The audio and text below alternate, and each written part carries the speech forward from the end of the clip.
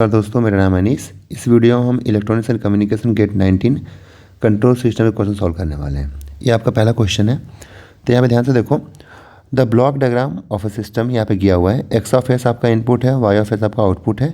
System का जो transfer function है Y of S upon X of S हमें फाइंड करना है ना। तो यहाँ पे इस पोर्शन को ध्यान से देखो, ये क्या है आपका, ये पूरा पोर्शन आपका पैरेलल में है। तो इनका जो इक्विवेलेंट होगा उसको हम क्या लिखेंगे, S plus one by S. इसको सॉल्व कर लेते हैं हम लोग। S square plus one by S हो गया। ठीक है, अभी आपका एक बॉक्स बन गया। इसके बाद ये जो एडर है, इस एडर पे आपके 3 इनपुट्स हैं। इसको आप two input adder side by side में स्प्लिट कर दो ऐसे। जैसे मान लो ये एक एडर हो गया, ठीक है, ये आपका दूसरा एडर हो गया। इसके बाद यहाँ पे आपका ये पैरेलल कॉम्बिनेशन कंबाइंड होकर एक हो गया।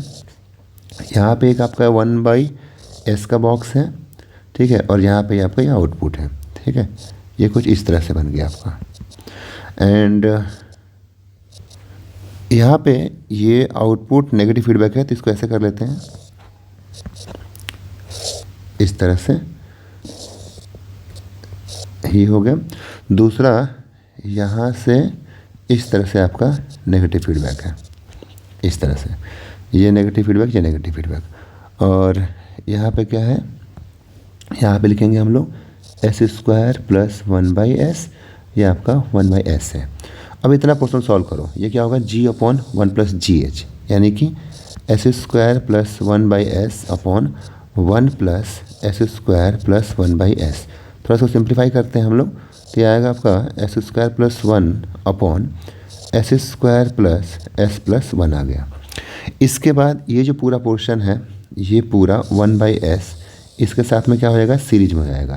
तो इसी में क्या किया हमने, वन बाई एस कर दिया। इसके बाद ये बाहर वाला लूप है, नेगेटिव फीडबैक यहाँ पे भी है। तो अब ये पूरा क्या हो गया आपका, जी हो गया फॉरवर्ड पाथ के लिए, और एच क्या है आपका, वन है। तो इसको फिर से एक बार G upon one plus G H कर लेते हैं हम लोग। तो जो आपका ओवरऑल ट्रांसफर फंक्शन होगा, that is Y of S upon X of S, ये होगा आपका S square plus one divided by S square plus S plus one into यहाँ पे एस से मल्टीप्लाई कर देते हैं अपॉन एस, ये जी हो गया, upon one plus S square plus one upon S into S square plus one. इसको हमें सॉल्व करना है। ठीक है, तो क्या होगा, ये S square plus one upon, ये इसको मल्टीप्लाई कर देते हैं हम लोग। तो यहाँ पे ये एस क्यूब हो गया, यहाँ से एस स्क्वायर, ये स्क्वायर क्या हो जाएगा, टू एस स्क्वायर हो गया आपका ये। ठीक है, ये यहाँ से एक एस आया और ये आपका प्लस वन आया, यहाँ पे प्लस साइन होगा। तो ये आपका आंसर होगा S square plus one upon S cube plus two S square plus S plus one. Option B आपका सही आंसर है। काफ़ी सिंपल प्रॉब्लम था। मूव करते हैं हम लोग नेक्स्ट प्रॉब्लम पे। तो ये आपका नेक्स्ट प्रॉब्लम है। ठीक है, काफ़ी अच्छा प्रॉब्लम है ये, इसको ध्यान से पढ़ो। इसमें क्या दिया हुआ है, यहाँ पे Y of s to be unit step response of a causal system, okay, having transfer function G of s दिया हुआ है three minus s upon s plus one s plus three. बोला है कि वाई ऑफ एस जो है G of S upon s है। ठीक है, तो the force response of the system is. अब देखो, इस क्वेश्चन को हम दो तरीके से सॉल्व कर सकते हैं। मैं दोनों ही मेथड डिस्कस करता हूँ, ठीक है, ध्यान समझना। तो यहाँ पे सबसे पहले ये आपका वाई ऑफ एस अपने पास है, तो इस वाई ऑफ एस को हम लिख लेते हैं। तो वाई ऑफ एस क्या होगा, जी ऑफ एस है थ्री माइनस एस अपॉन, ये एस से मल्टीप्लाई कर देते हैं, S plus one and S plus three है। ठीक है, यहाँ पे आप फाइनल वैल्यू थ्योरम अप्लाई करो, क्योंकि वाई टी का प्लस वाई ऑफ एस अपने पास पता है ना। तो जब आपका फाइनल वैल्यू थ्योरम होगा वो क्या होगा, वाई ऑफ इन्फिनिटी इजकस to limit S tends to zero S into Y of S होगा। इसकी वैल्यू यहाँ पुट करो, तो ये एस कैंसिल होगा। इसमें जब पुट करोगे तो ये जो वाई इन्फिनिटी आएगा, यानी कि जो स्टेडी स्टेट वैल्यू आएगी आपकी थ्री अपॉन थ्री, ये वन आएगा। अब जब हम ऑप्शन चेक करते हैं हम लोग, तो ऑप्शन में टाइम नंबर देखो, जैसे आपका इसमें आपका टू होगा तो ऑप्शन बी पॉसिबल नहीं है, इन्फिनिटी। और जो आपका ये सी ऑप्शन है, इसमें भी आपका टू आएगा। जब यहाँ पर पुट करोगे minus T is question infinity, तो ये जीरो हो जाएगा, ये जीरो हो जाएगा, ये भी आपका नहीं हो सकता। यहाँ पे वाई इन्फिनिटी क्या आ रहा है, यहाँ पे आपका वन आ रहा है, और यहाँ पे भी क्या आ रहा है, इस वाले में भी आपका वन आ रहा है। ठीक है, अब यहाँ पे हम इनिशियल वैल्यू थ्योरम अप्लाई कर लेते हैं। तो इनिशियल वैल्यू थ्योरम क्या होता है कि टी इक्वल्स टू जीरो पे वाई ऑफ जीरो आपका जीरो आना चाहिए, है ना। चेक करते हैं हम लोग, तो क्या होता है initial value theorem, limit limit S tends to infinity s into Y of s. अब यहाँ पे पुट करो तो limit S tends to infinity, ये एस हम कैंसिल कर देंगे, ठीक है। यहाँ पे 3 माइनस एस अपॉन, यहाँ पे हो जाएगा S plus 1 and S plus 3, और यहाँ पे ये जो एस है ये कैंसिल हो गया, ठीक है। अब यहाँ से एस कॉमन लोगे, ठीक है। जब आप यहाँ से एस कॉमन लोगे तो ऊपर में एस कॉमन लिया तो ये हो गया आपका 3/s माइनस 1, यहाँ से एस कॉमन लिया, यहाँ से एस कॉमन लिया, ठीक है। तो ये एस स्क्वायर बन जाएगा और यहाँ पे 1 प्लस दैट इज़ 1/s, यहाँ पे हो जाएगा 1 प्लस 3/s। जब इसको पुट करोगे, जहाँ पे जब s की वैल्यू यहाँ पे इन्फिनिटी पुट करोगे तो समथिंग ऑफ इन्फिनिटी क्या आएगा, 0 आएगा। तो 0 आना चाहिए। तो देखो, और पहला ऑप्शन में यहाँ पे आपका 0 यहाँ पे नहीं आ रहा है, यहाँ पे क्या रहा है, इनिशियल वैल्यू 1 आ रही है। लेकिन जो ऑप्शन डी है यहाँ पुट करोगे तो ये आपका 1 होगा। यहाँ पे आपने क्या पुट किया, टी इसका 0 पुट किया तो यानी कि ये आपका -2 हो गया, और यहाँ पे आपने 1 पुट किया तो +1 हो गया। यहाँ पे 0 आ रहा है इनिशियल वैल्यू, तो आंसर आपका ऑप्शन डी होगा, ठीक है। ये तो हो गया आपका एक मेथड, यानी कि हमने इनिशियल वैल्यू से और फाइनल वैल्यू से हमने ऑप्शन डी आंसर फाइंड कर लिया। लेकिन इसको आप एक्चुअल में सॉल्व कैसे करोगे, तो उसको सॉल्व करने के लिए क्या करते हैं हम लोग, चलो एक्चुअल मेथड यूज़ करेंगे। तो जो आपका वाई ऑफ एस है वो हो जाएगा 3 minus s upon S into S plus 1, और क्या आपका एस प्लस 3 है। तो हमें इसका वाई ऑफ टी फाइंड करना है, यानी फोर्स रिस्पॉन्स फाइंड करना है ना, तो इसका हमें पार्शियल फ्रैक्शन करना पड़ेगा। इसको लिख लो a0/s plus a1/s plus 1 plus a2/s plus 3, ठीक है। अब यहाँ पे a0 फाइंड करोगे तो a0 के लिए ये s हटा दो और s को 0 पुट करो, तो ये 0 हो गया, ये 0 हो गया, यानी 3/3, यानी कि a0 की वैल्यू क्या आ गई आपकी, 1 आ गई, ठीक है।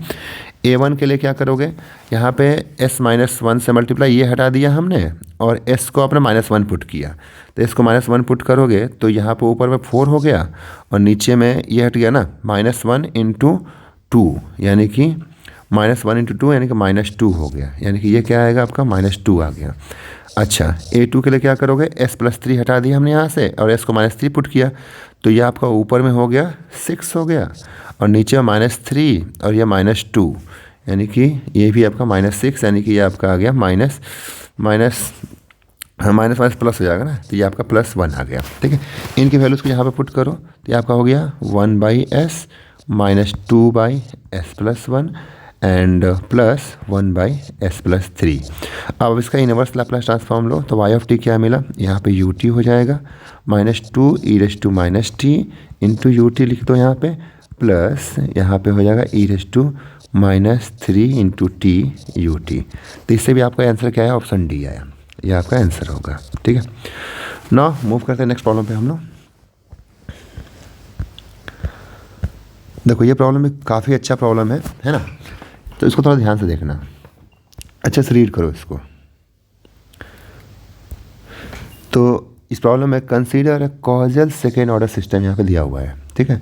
g ऑफ एस है 1/1 plus 2s plus s square है, विथ r ऑफ एस आपको गिवन है 1/s एज इनपुट है, और c ऑफ एस इसका आउटपुट है।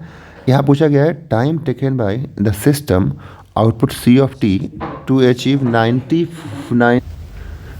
94% of its steady state value, ठीक है। और इसमें आपके 4 ऑप्शंस गिवन है, और यहाँ पे लिखा है limit t tends to infinity c of t इसका स्टेडी स्टेट वैल्यू है, ये चीज़ है ना। तो प्रॉब्लम काफ़ी अच्छा है, इसको हम सॉल्व करते हैं। देखो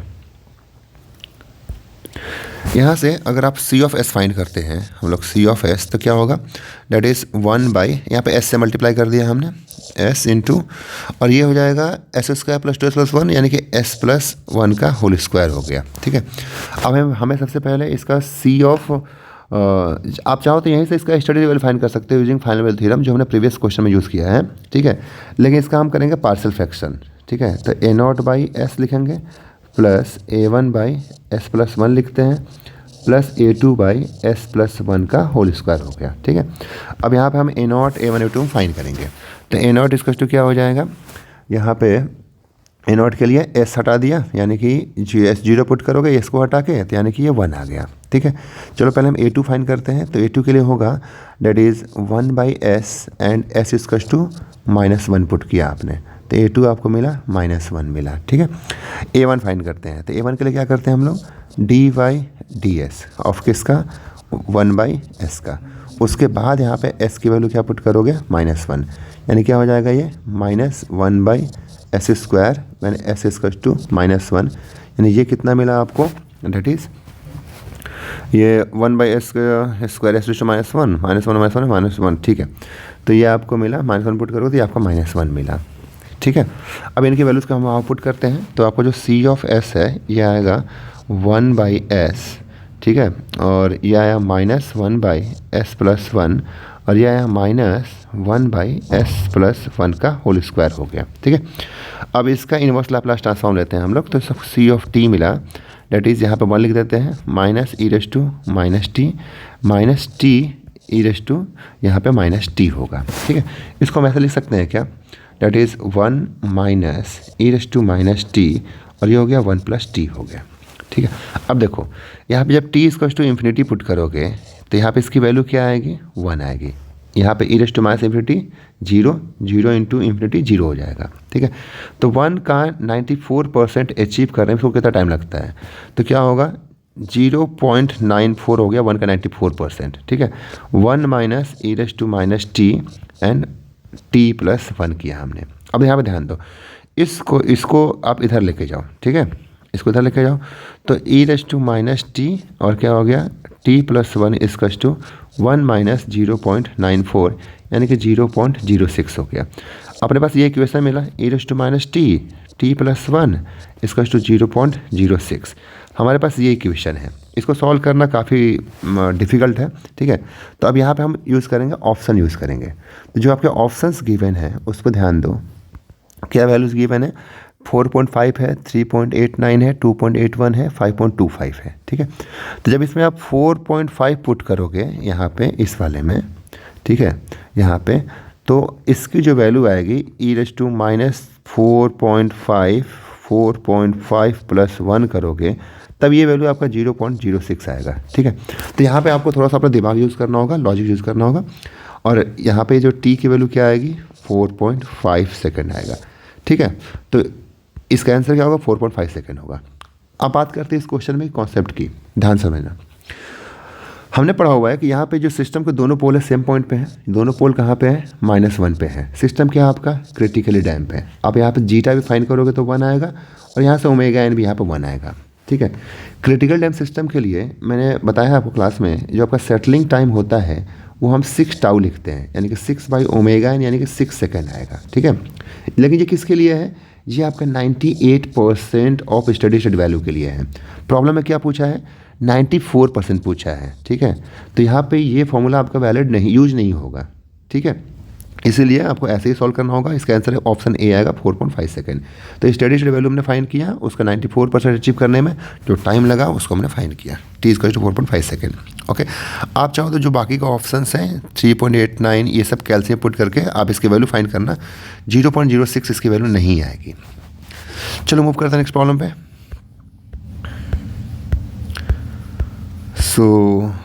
ये आपका नेक्स्ट प्रॉब्लम है, काफ़ी अच्छा प्रॉब्लम है। अब ध्यान देना है यहाँ पे, प्रॉब्लम को अच्छे से रीड करो। यहाँ पे consider unity feedback system as in figure, यहाँ दिया हुआ डायग्राम में। यहाँ पे एक आई कंट्रोलर यूज़ किया गया है, उसको आई कंपनसेटर लिखा हुआ है, k/s लिखा हुआ है, और g की वैल्यू है 1/s। ये g की वैल्यू आपका गिवन है, that is 1/s² + 3s + 2 given है, ठीक है। यहाँ पे k आपका पॉजिटिव है, the positive value of k for which there are exactly 2 poles of the unity feedback system on the j⍵ axis. इसमें यह बोला गया है कि k की वो वैल्यू बताओ जिसके लिए इस सिस्टम के 2 पोल आपके कहाँ पे जाएँ, एग्जैक्टली j⍵ एक्सिस पे जाएँ। तो ध्यान देना, जब इस सिस्टम के पोल j⍵ एक्सिस पे होते हैं, सिस्टम क्या होता है आपका, मार्जिनली स्टेबल होता है। तो इस प्रॉब्लम में पूछा क्या गया है, इसमें पूछा गया है डेट इज k मार्जिनल की वैल्यू पूछी गई है, ठीक है, k मार्जिनल की वैल्यू पूछी गई है। तो यहाँ पे सबसे पहले इसका हम कैरेक्टरिस्टिक इक्वेशन फाइंड करते हैं, 1 + gh करते हैं, ठीक है। यानी क्या हो जाएगा, 1 + k/s * ये क्या हो गया, s² + 3s + 2 हो गया, = 0 किया। यहाँ से सॉल्व करो तो यहाँ पे आया s³ + 3s² + 2s + k = 0 आ गया, ठीक है। अब देखो के मार्जिनल फाइंड करने के लिए मैंने आपको बताया था, जब भी क्यूबिक इक्वेशन होता है तो जो आपके इनर प्रोडक्ट होते हैं एंड जो आपके आउटर प्रोडक्ट होते हैं उनको मल्टीप्लाई कर दो, यानी कि 1 इंटू के इसका टू क्या हो गया 3 इंटू 2, यानी कि जो के मार्जिनल है इसका आंसर 6 आएगा। ठीक है, आंसर तो आपने फाइंड कर लिया, तो यहाँ से आपका टाइम बच गया। दूसरा मेथड क्या है कि आपके पास जो कैरेक्टरिस्टिक इक्वेशन है इससे आप राउट टेबल फॉर्म करो, तो राउट टेबल फॉर्म करते हैं इसका हम लोग। ठीक है, चलो इसमें हम लिखते हैं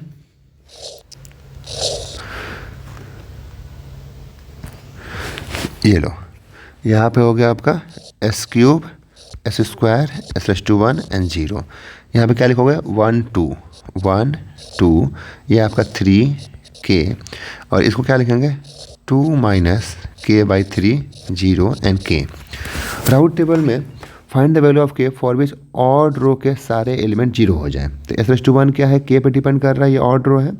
ठीक है, इसका सारे में 0 करने के लिए क्या करोगे, यानी कि 2 माइनस के बाई 3 इसका 0 किया, तो यहाँ से के की वैल्यू क्या आ गई 6 आ गई, ये क्या होगा के मार्जिनल होगा। ठीक है, अब देखो के इसको 6 आई, तो इसके ऊपर वाले जो इवन रो है इससे आप बनाओ ऑक्सिलरी इक्वेशन, तो क्या आएगा ऑक्सिलरी 3s स्क्वायर प्लस के इक्वल टू 0 आया। यहाँ पे ये को 6 पुट करो, तो 3s स्क्वायर प्लस 6 इसका 0 हो गया, तो यहाँ से s स्क्वायर इसका -2 आया। ठीक है, तो s की वैल्यू क्या आई प्लस माइनस j√2 आई, यानी कि k को जैसे आप 6 पुट करोगे, सिस्टम के जो दो पोल हैं, एक आपका प्लस j√2 पे है, दूसरा आपका माइनस j√2 पे है, दोनों क्या हैं आपके दो पोल आपके इमेजिनरी एक्सिस पे हैं, तो k = 6 इस क्वेश्चन का आंसर होगा। ठीक है, तो आप इतना करने की जरूरत भी नहीं थी, यहाँ पे आप डायरेक्ट ये फाइंड किया, आपने ये यूज़ किया, k को 6 आया, आंसर पुट किया, आप आगे बढ़ गए। ठीक है, ना मूव करते हैं हम नेक्स्ट प्रॉब्लम पे। सो ये आपका नेक्स्ट प्रॉब्लम है,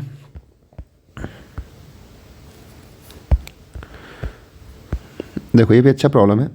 ठीक है, इसमें क्या बोला गया है कि इसको ध्यान से पढ़ो, इसमें लिखा हुआ है कि for the LTI system the board plot for the gain given है, आपका फिगर में दिया हुआ है, द नंबर ऑफ सिस्टम के जो पोल है NP है, तो जीरोस है NZ है। ठीक है, ये फ्रीक्वेंसी रेंज आपका गिवन है ना।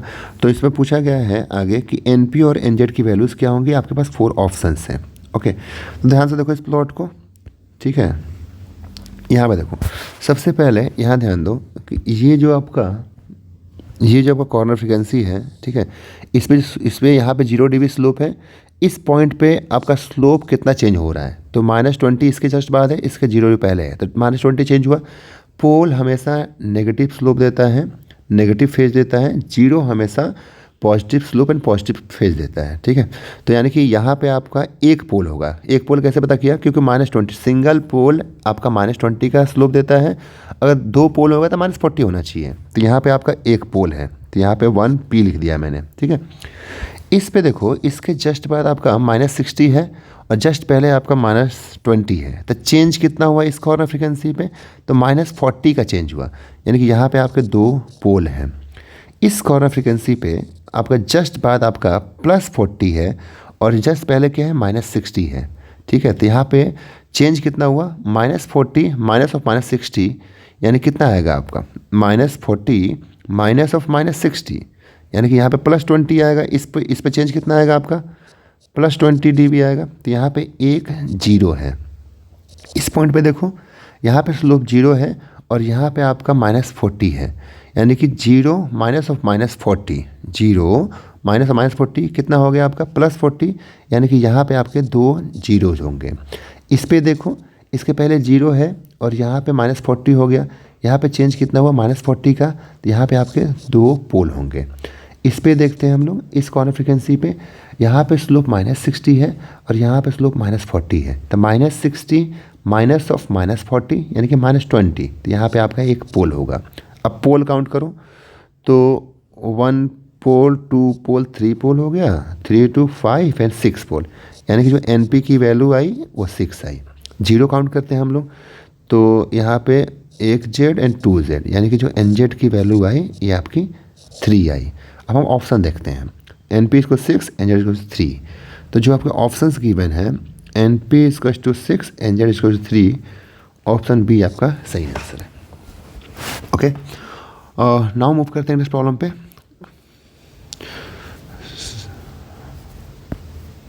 सो ये आपका नेक्स्ट प्रॉब्लम है,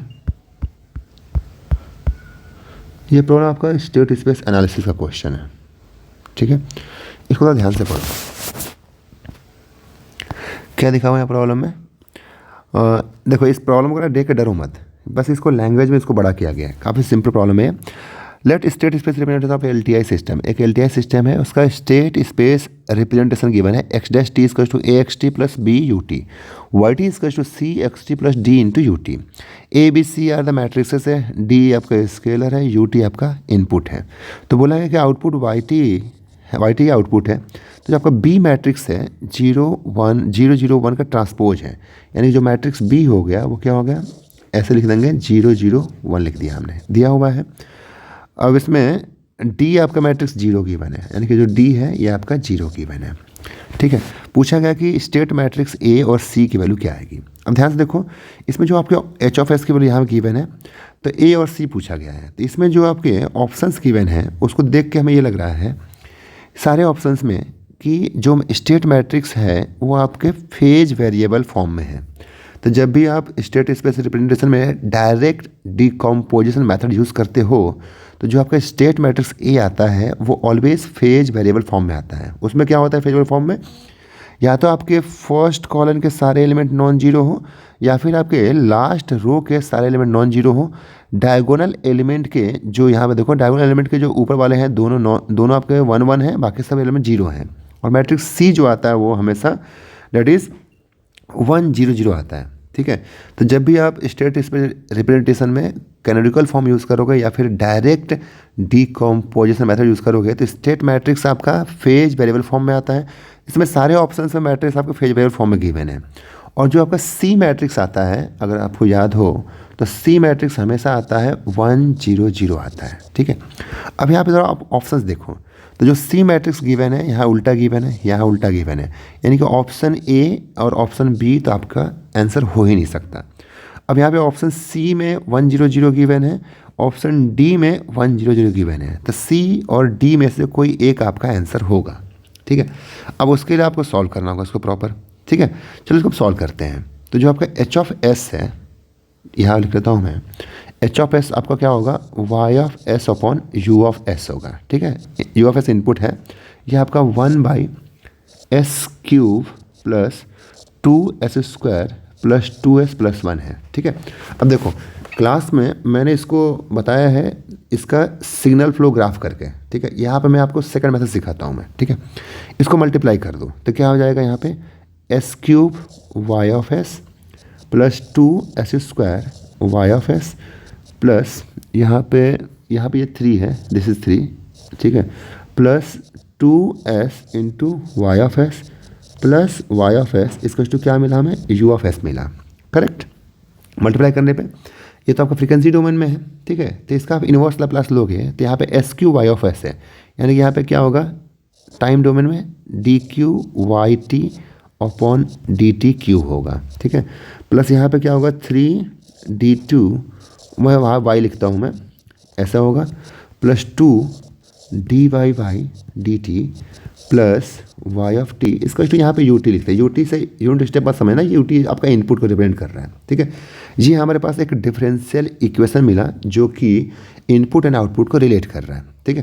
तो अब इससे आप स्टेट स्पेस मॉडल बना सकते हो और मैट्रिक्स A और C ऐसा फाइंड कर सकते हो, ठीक है। चलो इसको हम करते हैं, है ना। तो इसको करने के लिए क्या मेथड है, तो यहाँ पे जो आपका x1t है उसको yt बोलते हैं, यानी कि लिख देते हैं हम लोग x1t इक्वल्स टू yt, या फिर इसको ऐसे लिख करते हैं, ये आपका y(t) है इक्वल्स टू क्या हो गया x1t plus 0x2t plus 0x3, इसमें 3x3 का मैट्रिक्स है ना, यानी 3 स्टेट वेरिएबल होंगे, और प्लस 0ut कर लेते हैं हम लोग। तो ये हो गया आपका आउटपुट इक्वेशन हो गया, ठीक है। अब x1t इक्वल टू क्या, और डेट इज ये है, जो आपका x2t है वो होगा आपका, यहाँ लिखता हूँ मैं x2t equal to y'(t). y'(t) का मतलब क्या हो गया, यानी कि x1't हो जाएगा, यानी कि यहाँ से हमें फर्स्ट स्टेट इक्वेशन मिला है x1't इक्वल टू x2t मिला, इसको हम बोलेंगे फर्स्ट स्टेट इक्वेशन, ठीक है। नेक्स्ट आगे बढ़ते हैं। जो आपका x3t होगा वो x3 नहीं x2 ना, x2t equals to y double dash T, यानी कि यहाँ पे क्या हो जाएगा y double dash T, Y T क्या है आपका y डैश टी x2t है, ठीक है। अब y डबल डैश टी यानी कि x1 dash y double dash T मतलब क्या हो जाएगा x2 डैश टी हो जाएगा। तो यहाँ पे x2t equals to y, x2 हमने ऊपर ले लेना ना, ये x3 होगा तो y डबल डैश टी, तो x3t इजकल्स टू क्या हो जाएगा आपका, that is y double dash T, मतलब कि हम इसको x1 डैश टी लिख सकते हैं, यानी कि ये आपका हो गया x2 डैश टी हो गया। यानी इसको हम ऐसे उल्टा लिख सकते हैं क्या, x2 dash T equals to x3t। ये हो गया आपका सेकेंड स्टेट इक्वेशन, ठीक है। ये क्या हो गया आपका सेकेंड स्टेट इक्वेशन हो गया। नेक्स्ट और लास्ट क्या हो गया, जैसे कि x3t, ठीक है, x3t equals to y triple dash T. अब देखो जो अपना डिफरेंशियल इक्वेशन है ये y ट्रिपल डैश टी है, इन सारे एलिमेंट को उधर लेके जाओ तो क्या होगा 3 into Y double dash T, मतलब माइनस में हो जाएगा, तो यहाँ पे लिखते हैं हम लोग -3 into Y double dash T और -2 इंटू वाई डैश टी और माइनस वाई ऑफ टी, और यहाँ पे राइट में u ऑफ टी है, ठीक है। इनकी वैल्यूज़ को पुट कर दो तो यहाँ पे मिला हमें that is x3 dash T equals to 3 into Y double dash T, क्या आपका ये xt है, 3 इंटू ये क्या हो जाएगा माइनस में ना, -3 into x3t -2 into x2t minus x1t plus u of T. ये हो गया आपका थर्ड स्टेट इक्वेशन। अब हमारे पास आउटपुट इक्वेशन है एंड 3 स्टेट इक्वेशन है। इन स्टेट इक्वेशंस की हेल्प से आप इसको अगर मैट्रिक्स फॉर्म में लिखोगे तो कैसा आएगा मैट्रिक्स फॉर्म में, इसको लिख लेते हैं हम लोग। तो यहाँ पे ऐसा बनेगा, ये हो जाएगा आपका x1 डैश टी, यहाँ पे x2 डैश टी, ये लिखा हमने x3 dash T equal to 0 1 0, ये हो जाएगा 0 0 0 1 0 0 0 1, यहाँ पे आएगा आपका -1 -2 -3, इसके बाद इसको लिखेंगे हम लोग x1t x2t, ये आपका x3t हो गया, प्लस जो आपका बी मैट्रिक्स आएगा वो होगा दिया हुआ है प्रॉब्लम में 0 0 1 इंटू यहाँ पे ut लिख दो, जो आपका मैट्रिक्स y ऑफ t आएगा डेट इज 1 0 0 इंटू यहाँ पे होगा x1 x2 x3 प्लस यहाँ पे 0 इंटू ut, ठीक है। तो ये आपका मैट्रिक्स A आ गया, ये आपका मैट्रिक्स B, ये C और ये D। तो मैट्रिक्स A क्या है 0 1 0 0 0 1 -1 -2 एंड -3 है, ठीक है। अब देखते हैं हम लोग इसमें कौन सा ऑप्शन अपना सही है। तो क्वेश्चन में C और D में से -1 -2 -3, ठीक है। तो आपका आंसर है option D is the correct answer. 0 1 0 0 0 1 -1 -2 -3 and C matrix आपका 1 0 0 है, ओके। सो ये आपका लास्ट क्वेश्चन था, ओके। थैंक यू, मिलते हैं नेक्स्ट लेक्चर में।